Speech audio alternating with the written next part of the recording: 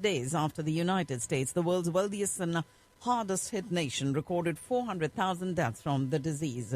This new milestone is a grim reminder of the coronavirus-wide reach in the U.S., which has seen far more confirmed cases and deaths than any other country in the world. The U.S. accounts for roughly 1 of every 4 cases reported worldwide and 1 of every 5 deaths. India has recorded the second most cases with about 10.7 million. President Joe Biden has called his $1.9 trillion COVID relief package his top priority. To that end, he had a key bipartisan group of senators meet with White House officials yesterday. The U.S. Centers for Disease Control and Prevention is stepping up its efforts to track coronavirus mutations to ensure that COVID-19 vaccines and treatments stay ahead of new variants of the disease until collective immunity is achieved. President Biden plans to sign restrictions to travel to the United States to mitigate COVID-19 transmissions. And the House Democrats will formally walk over today the single article of impeachment against Donald Trump to the Senate. But the agreement between Senate Majority Leader Chuck Schumer and Senate Minority Leader Mitch McConnell will push back the substance of the trial until February. Schumer said that announcing the trial schedule, it would begin the week of the 8th of February. U.S. House Speaker Nancy Pelosi is set to send the Senate the single article of impeachment today, accusing Donald Trump of inciting the Capitol riot, formally triggering the first-ever impeachment trial of a former president. And his former lawyer, Michael Cohen, has said that the ex-president might have issued secret pardons to himself and his children during his tenure, which he will reveal if he is indicted. Dominion Voting Systems, Inc. has filed a lawsuit against former President Trump's lawyer Rudy Giuliani, accusing him of defamation for making false claims of fraud about the November 2020 presidential election. Larry King, the longtime CNN host who became an icon through his interviews with countless newsmakers and his sartorial sensibilities, has died. He was 87, hosted Larry King Live for over 25 years. And Kansas City Chiefs will face the Tampa Bay Buccaneers in the Super Bowl. The game is set for the 7th of February at the Raymond James Stadium in Tampa, Florida. The Chiefs defeated the Buffalo Bills 38-24 in the AFC Championship yesterday. It'll be the Chiefs' 4th trip to the Super Bowl in franchise history. And a veteran rocket from billionaire entrepreneur Elon Musk's SpaceX aerospace company launched 143 spacecrafts into space yesterday, a new record for the most spaceships deployed in a single mission. And President Biden will sign a fresh round of executive orders during his first full week in office, including actions loosening restrictions around abortion and immigration. The United States plans to reverse the Trump administration's draconian immigration approach while working on policies addressing the causes of migration. Mexico has a major role to play in Biden's plans for immigration reform. Earlier this month, Mexico helped coordinate efforts in Central America to contain a large caravan of migrants heading for the United States. Meanwhile, Mexican President Andrés Manuel López Obrador has announced yesterday he is tested positive for COVID-19. The Biden administration has already proposed a 5-year extension of the last treaty constraining the U.S. and Russian nuclear arsenals, announced an urgent investigation into a massive Russia-linked cyber attack, and demanded the release of Russia's leading opposition figure, Alexei Navalny. Those 3 steps in Biden's first week underscore the challenge he faces from Vladimir Putin. A Ugandan court has ordered the military and police to leave the home of opposition politician Bobby Wine. He's not left his house in the outskirts of the capital of Kampala since voting in the presidential election 11 days ago, in which he was declared runner-up to President Museveni. The ruler of Dubai has replaced the head of the Emirates Health Authority without explanation in the midst of an immunization drive and a spike in COVID-19 infections in the United Arab Emirates. The number of cases in the UAE, a federation of 7 emirates, has tripled in the past month.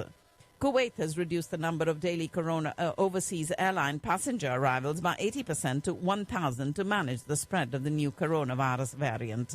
And the COVID-19 situation in France is worrying as President Emmanuel Macron's government considers a new lockdown. France has the world's 7th highest COVID-19 death toll with more than 73,000 deaths. Anger and grief as UK's COVID-19 death toll nears 100,000. The UK has the world's 5th worst official death toll, more than its civilian toll in World War II and twice the number killed in the 1940-41 Blitz bombing campaign, although the total population was lower then. Scotland heading towards independence from the UK. That's the inevitable conclusion to be drawn from the latest opinion polls, which show a surge in support for Scottish nationalism. And the alleged ringleader of Asia's biggest crime syndicate and one of the world's most wanted men has been arrested in the Netherlands, with the Australian authorities pushing for his extradition to face trial. Police had been chasing the alleged drug kingpin Si Chen Loop for years until his arrest by Dutch police this weekend, acting on a request from Australia's federal police. A Chinese-born Canadian citizen has been compared to Mexican drug lord Joaquin El Chapo Guzman. One case of COVID-19 among those in quarantine ahead of the Australian Open has been reclassified, leaving 9 active cases in the group of players and support staff isolating in Melbourne hotels.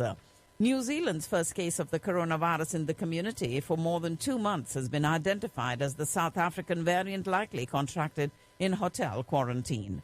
Indonesian authorities said they seized an Iranian tanker and Panamanian tanker suspected of carrying out the illegal transfer of oil in their country's waters yesterday. Foreign tourist arrivals into Thailand plunged to the lowest level in at least 12 years after the country closed its borders to contain the pandemic. A new wave of COVID-18 infections and a mandatory 2-week quarantine are discouraging visitors, threatening a recovery in Southeast Asia's second-largest economy that's already devastated by the pandemic hit to its exports and tourism earnings. Ladies and gentlemen, you're listening to the World News on Radio Caravan. The Hong Kong government lifted a lockdown in an area of Kowloon district after testing about 7,000 people for coronavirus to curb an outbreak in the densely populated area. And Japan is likely to achieve herd immunity to COVID-19 through mass inoculations only months after the planned Tokyo Olympics, even though it has locked in the biggest quantity of vaccines in Asia. New U.S. Defense Secretary Lloyd Austin, during his first phone call with his Japanese counterpart, reaffirmed America's commitment to Tokyo. And the United States often sends ships and aircrafts into the South China Sea to flex its muscles, and this is not good for peace, according to China's foreign ministry in Beijing, after a U.S. aircraft carrier group sailed into the disputed waterway. The U.S. has reaffirmed its support for Taiwan following China's dispatch of warplanes near the island in an apparent attempt to intimidate its democratic government and test the resolve of the new American presidential administration. A sprawling quarantine center with more than 4,000 rooms is being thrown up in the Zhengding County in northern China in response to a COVID-19 outbreak in Shijiazhuang, a city of more than 10 million people in Hebei province. And Indian and Chinese troops physically clashed once again in the high-altitude area of Nakula in North Sikkim last week, with several injuries being sustained on both sides, even as the 9-month-long eyeball-to-eyeball confrontation continues in eastern Ladakh, despite several rounds of diplomatic and military talks. As India's vaccine diplomacy puts China on the back foot in South Asia, Chinese government mouthpiece Global Times has sought to mount a smear campaign to try and discredit the Indian initiative. The number of people vaccinated against COVID-19 has crossed 16 lakhs yesterday, with Karnataka inoculating the highest number of healthcare workers so far at over 1.9 lakhs, followed by Odisha and Andhra Pradesh. And only 5 states, Haryana, Karnataka, Punjab, Rajasthan and Tamil Nadu, conducted vaccination sessions.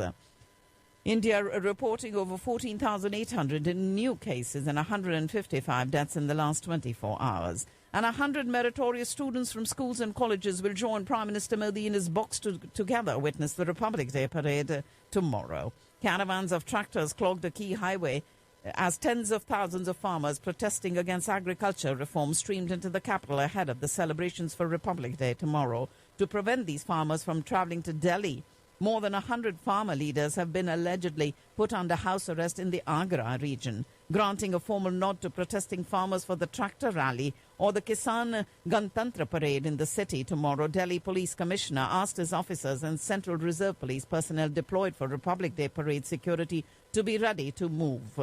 It is the Union Agriculture Minister Narendra Singh Tomar terming the government's proposal for suspending the new farm laws for 1 to 1.5 years as the best offer. NCP Chief Sharad Pawar accused Prime Minister Modi of indifference towards the farmers who've been protesting in the national capital for the last 2 months.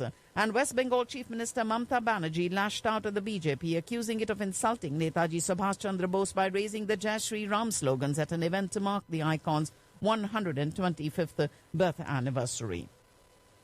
And DRDO has conducted a maiden launch of the Akash missile at Integrated Test Range in Odisha. And England will get only 3 days to train before the first test in India from the 5th of next month. The trio of rookie batsmen Kamran Ghulam, Salman Ali Agha and Abdullah Shafiq were left out as the national selectors retained 6 other uncapped players while announcing yesterday a 17-man squad for Pakistan's first test against South Africa at the National Stadium in Karachi. We do have the Turkish President Erdogan launching the welding of the third ship to be constructed for the Pakistan Navy under the Milgam project. And that, ladies and gentlemen, is all that I have in the news for